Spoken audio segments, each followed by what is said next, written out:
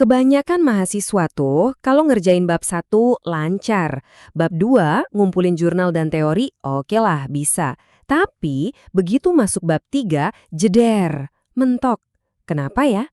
Ini bukan karena kita nggak mau lanjut atau nggak punya waktu loh. Tapi karena di bab ini kita diminta ngejelasin sesuatu yang selama ini kita lakuin, tapi mungkin kita nggak sadar-sadar banget gimana prosesnya. Jadi, masalah utamanya itu bukan soal niat atau waktu. Masalahnya adalah bab 3 itu seolah-olah nodong kita buat ngejelasin proses berpikir kita. Kita diminta buat ngomongin langkah-langkah yang seringnya terasa otomatis aja di kepala. Nah, pas disuruh ditulisin, disitulah bingungnya mulai. Karena bingung, akhirnya apa yang terjadi? Ya kita cari jalan pintas. Kita coba pakai strategi-strategi yang kelihatannya sih cepet beres. Tapi sebenarnya itu cuma nunda masalah yang lebih gede lagi nanti. Coba deh kita jujur-jujuran. Siapa yang pernah kayak gini? Buka skripsi kakak tingkat, lihat strukturnya, terus copy paste, ganti beberapa kata, ganti objek penelitian, sambil berdoa semoga dosen pembimbing nggak ngeh. Atau pakai istilah yang kedengarannya keren, penelitian ini menggunakan metode kualitatif deskriptif. Padahal kalau ditanya artinya apa, kita juga bingung ngejelasinnya. Strukturnya sih ada, tapi rasanya kosong, nggak nyambung sama penelitian kita sendiri. Oke, coba kita berhenti dulu sebentar. Disinilah letak kuncinya. Coba lihat perbandingan di layar ini. Seringkali kita mandek di bab 3 karena kita kejebak di pola pikir yang lama. Kita mikir bab ini tuh harus teknis, harus akademis, harus penuh istilah canggih dan wajib ikutin template. Padahal bab 3 itu intinya jauh lebih simpel. Ini tentang kejujuran, bukan soal terdengar pintar, tapi soal ngejelasin cara kerja kita dengan sejujur-jujurnya dan sejelas-jelasnya.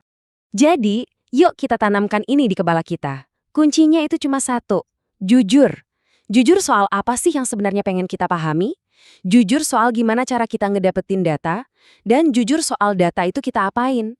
Fokusnya bukan lagi nyari istilah yang paling keren, tapi ngejelasin alur logika penelitian kita sendiri. Biar gampang, coba deh bayangin bab 3 itu kayak dapur penelitian kita. Kalau bab 1 itu daftar menu, dan bab 2 itu kumpulan resep dari para chef ahli. Nah, bab 3 ini adalah dapurnya. Disinilah orang lain bisa ngintip gimana cara kita masak beneran. Gimana kita milih bahannya, motong-motongnya, ngeracik bumbunya. Di sini, kita nggak bisa lagi sembunyi di balik teori-teori canggih. Jadi tujuan akhir bab 3 itu bukan buat bikin pembaca kagum dengan bahasa yang rumit. Tujuannya simpel banget, supaya orang yang baca bisa ngangguk-ngangguk dan bilang, oh, jadi begini toh cara dia ngerjain penelitiannya. Kalau mereka paham, itu tandanya bab 3 kita berhasil. Kejelasan adalah kunci suksesnya. Sekarang, kita coba bedah bab yang kelihatannya seram ini jadi 3 pertanyaan super simpel. Nggak usah pakai jargon dulu. Pertama, tanya ke diri sendiri. Sebenarnya aku tuh mau ngertiin apa sih? Kedua, gimana caranya aku ngedapetin datanya? Dan ketiga, kalau datanya udah dapat, terus data itu aku apain? Kalau kamu bisa jawab 3 pertanyaan ini dengan jujur, fondasi bab 3 kamu udah kokoh banget. Biar lebih kebayang, yuk kita coba praktikin pakai contoh. Anggaplah topik skripsi kamu itu soal mahasiswa dan media sosial. Kita nggak akan langsung loncat ke istilah metodologi ya. Kita mulai dari cara mikirnya dulu. Langkah pertama, jujur dulu. Dari topik mahasiswa dan media sosial yang luas banget itu, apa sih bagian spesifik yang bikin kamu penasaran? Ini langkah paling awal dan paling krusial. Jauh sebelum kamu mikirin mau pakai metode apa. Lihat kan? Satu topik yang sama bisa punya banyak cabang. Kamu bisa aja penasaran sama kebiasaan mereka sehari-hari. Atau kamu lebih tertarik sama pengaruhnya ke nilai kuliah. Atau mungkin kamu penasaran sama hal yang lebih dalam. Kayak gimana sih mereka ngebangun citra diri di dunia maya? Jawabanmu di sini bakal menentuin semua langkah selanjutnya. Nah, setelah kamu tahu apa yang mau dipahami, sekarang baru kita mikirin bagaimana caranya. Kalau kamu pengen ngerti soal pengalaman mahasiswa ngebangun identitas diri, yang nggak mungkin kan cuma lihat angka-angka aja, kamu perlu dengerin langsung cerita mereka. Oke, akhirnya kamu mutusin buat wawancara. Nah, banyak banget yang berhenti sampai di sini. Cuma nulis deskripsi, teknik pengumpulan data menggunakan wawancara. Udah, selesai. Padahal, kata wawancara itu sendiri belum menjelaskan apa-apa. Justru detail prosesnya inilah dagingnya bab 3. Nah, detail-detail kayak ginilah yang bikin metodologi kamu jadi hidup. Jelasin siapa yang kamu ajak ngobrol. Kenapa kamu milih mereka? Ngobrolnya kira-kira berapa lama? Dan yang paling penting, apa aja sih yang kamu tanyain? Ini nunjukin ke pembaca kalau kamu beneran punya rencana yang matang. bukan asal pilih metode. Ini dia tahap yang seringnya paling abstrak dan paling sering di-skip penjelasannya. Oke, hasil wawancara udah ditranskrip, numpuk di laptop. Terus diapain? Jangan cuma nulis data dianalisis secara deskriptif kualitatif, itu nggak ngejelasin apa-apa. Coba ceritain proses berpikir kamu waktu ngeliat tumpukan data itu. Gak usah dibuat rumit, ceritain aja langkah-langkah simpelnya. Misalnya, pertama saya baca ulang semua transkripnya. Terus, saya stabiloin bagian-bagian yang menurut saya penting. Abis itu, saya coba kelompokin jawaban-jawaban yang mirip buat dicari temanya. Terakhir, saya lihat ada pola apa aja yang muncul. Nah, penjelasan kayak gini tuh jauh lebih jelas dan jujur. Oke, sekarang kita udah pegang kerangka dasarnya. Biar makin mantap, ayo kita bahas beberapa kesalahan umum atau jebakan yang sering bikin kita tersesat pas nulis bab 3. Kalau kita tahu jebakannya di mana, kita bisa menghindarinya.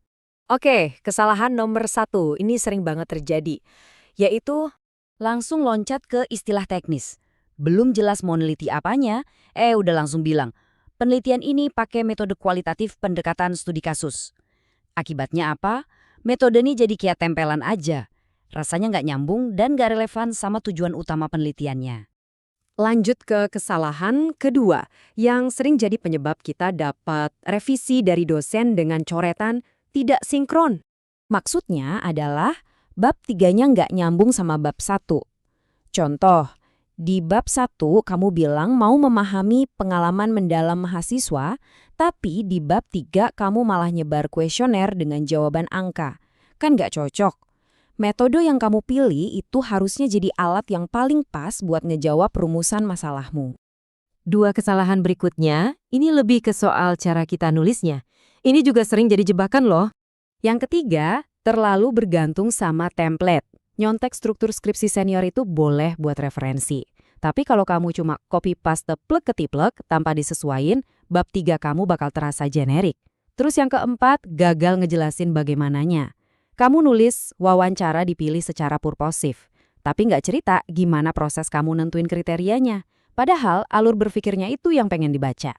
Dan ini mungkin kesalahan yang paling mendasar dari semuanya. Kita terlalu fokus buat ngerangkai kalimat yang panjang dan rumit biar kelihatan benar dan akademis. Padahal seringkali kerumitan itu justru nutupin kalau kita sebenarnya juga bingung. Ingat, prioritaskan supaya tulisanmu mudah dipahami.